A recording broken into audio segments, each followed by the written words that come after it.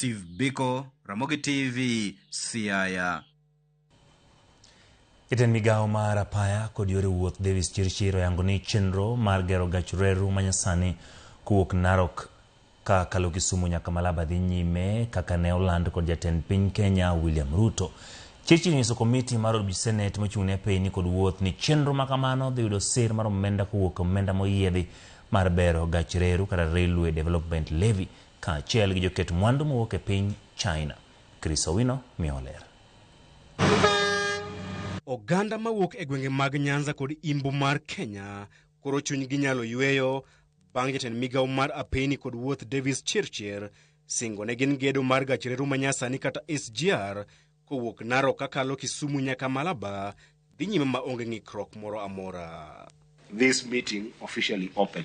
CHIRCHIR mane duoko penjo mar jakom komiti mar od bura mar Senate mochung'ne apeyni kod wuoth Eddie Okech olero ni omenda matayo chenrono dhi wuok e agulu moyiedhi mar gero gach reru kata RDL kaachiel kod joket mwandu mawuok e piny China.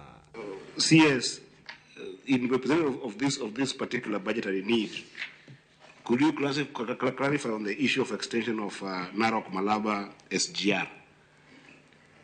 How is it catered for? Is there a budget to it?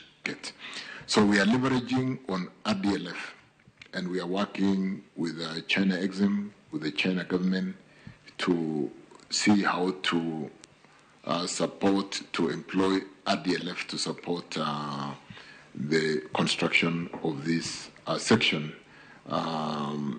Naivasha, Narok, Kisumu to Malaba. So that's where the funding is coming from. Mabiro bang' ogai ma DCP Rigathi Gachagua lieko ni onge omenda mar chwalo chenro makamano e budget manyien mar sirikal.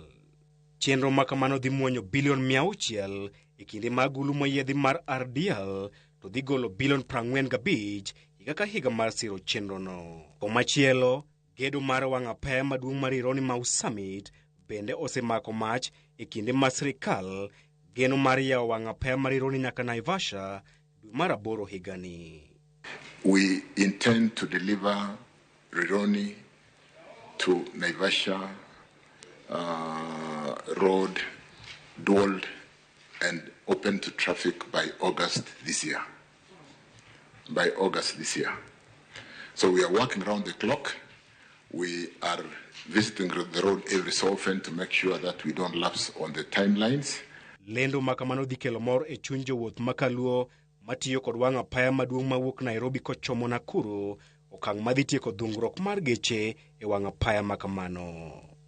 Kata kamano, ogai mar United Green Movement David Maraga oramo nyaka chung chenrono nikech kambi mar sirikal omiyo rak mar gero wang' apaya makamano okwayo omenda makore lach.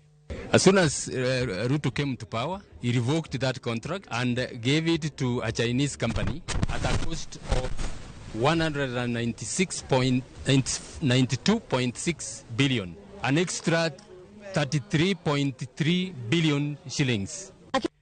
CHIRCHIR bende oyango ni sirikal oseketo tenge omenda moromo mar gero olalo ma Migori Isebania mane okethore kaluwore kod koth mapek. The Migori Bridge has been cut, and since this flood started, that is the main bridge that connects the third most border, the third most important border in the country, which is Sirare Isibania border, and that road has been cut for the longest now since the rain started. And therefore, I just want to confirm that that bridge like Migori going to Isabania out of Migori town has been provided a budget of 124 million based on evaluation for what needs to be done, and we will have to do it properly, cognizant of the fact that we should not do a rush job and then come the next rain it is carried away again.